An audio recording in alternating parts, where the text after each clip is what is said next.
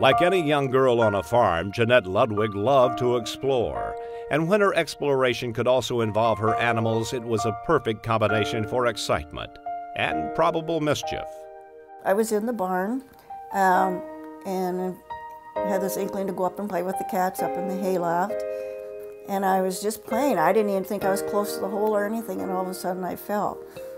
My parents took me to this family doctor, and he said that I was okay. My chest x-rays didn't show any broken bones, but that I had an enlarged heart. And that I should go and check out the University of Minnesota because they were just starting doing surgeries down there.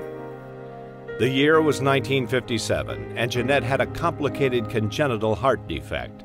It was so complicated that she was the first in the world to undergo this repair, and it could only be performed at the University of Minnesota. Jeanette mostly remembers how big the Variety Club Heart Hospital was compared to the places she knew at home in North Dakota. But even though the hospital was scary, the warmth of the people who helped her left an everlasting impression on how she felt about her doctors Varco and Lillehei. Her first surgery was deemed a success, but it was clear that Jeanette would still require additional care throughout her lifetime. Determined to succeed, Jeanette enrolled in college at North Dakota State University. I was at NDSU going to college, and the campus was too big and stuff, and I told my father that, you know, I'm never going to make it. It was a loss. It was a big loss. Sweeping her disappointment aside, she took a job at a physical therapy clinic. But again, Jeanette was faced with the realization that many of her duties were beyond her stamina. She received an early model pacemaker, but it came with severe side effects. Plus, the short battery life affected her quality of life. Eventually, Jeanette earned her 4-year degree and began a career in social work, which took her to Green Bay, Wisconsin. But her new pacemaker was not up to the task. Each waking hour was a struggle. And then one day, Jeanette opened her mailbox to find a letter from the University of Minnesota. And I get this letter that's addressed to me, and it turns out to be from a Dr. Molina, who was a surgeon that was kind of going over like some old, records, and he thought that I might be able to benefit from having this dual chamber pacemaker. And I think I started crying. And then I had the surgery, and that's the best I ever felt, ever. As Jeanette gained confidence in living a longer life, she was also experiencing an ongoing fatigue that not only drained her energy, but her hope. Through her research, Jeanette discovered the new Adult Congenital and Cardiovascular Genetics Clinic at the University of Minnesota.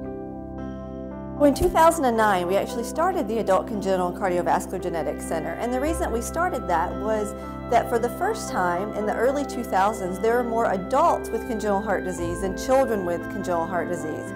So due to innovations of new surgeries and treatments, such as many of those that were developed here at the University of Minnesota, many of these children are surviving into adulthood, and a certain percentage of these patients will still have ongoing lifelong challenges that's best served in a clinic that understands not only their history of what happened, but what could be their future complications. They've kind of come back home to where people really understand what's going on with them. In the late 1940s and 50s, there was very little that we could do for patients. There were some operations that would help palliate the condition, but nothing that was corrective until 1954, which was done initially here at the University of Minnesota. So there were medications, but often more reassurance for these families and their children. As time went on and operations were done, more and more of these patients survived. In fact, we've seen in one study over 2/3 of the patients who were seen in the late 1950s are still living 50 years later. And so it is a population that needed some place where they could be seen. And by coming back to the University of Minnesota, we had information about what they had been done, what their life had been like, and so we could be more efficient and effective in helping these individuals. So it's been a real pleasure to see patients again after 50 years and see how well many of them are doing, but if they're having problems, being able to help solve those problems. Returning to her medical home, Jeanette was warmly welcomed by professionals who listened and understood and boldly suggested that she consider a heart transplant. After reviewing a lot of the information and imaging that she'd already had done, we ascertained that Jeanette's heart was weak enough to where she would be a candidate for heart transplantation. We talked with Jeanette about this a good bit, and at first she was very reluctant because she, like a lot of our congenital patients, had thought that they've outlived what they were supposed to do and that they had been lucky to have the life that they had. I mean, I couldn't see me doing this because I believed I was going to die young my whole life. I mean, when I hit 18, I never thought I'd see 18. When I hit 21, I never thought I'd see that. Just 6 months ago, Jeanette received the gift of life once again due to the ongoing innovations developed at the University of Minnesota. Jeanette has been doing wonderful after her recovery, and for the first time, she has a normal heart that's free of irregular heart rhythms and free of abnormal valves, and it actually is providing a normal cardiac output for Jeanette. This was the way it was always meant to be my whole life.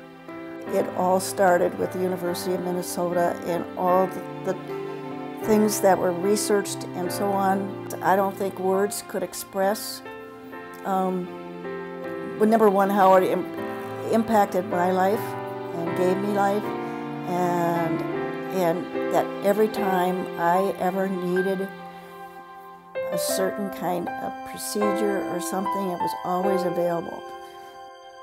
For Jeanette Ludwig, the University of Minnesota has given her a life she never thought possible, as she benefited time and again from the bold innovations that changed the life-threatening course of her heart disease. At the University of Minnesota, our innovations give hope for a lifetime.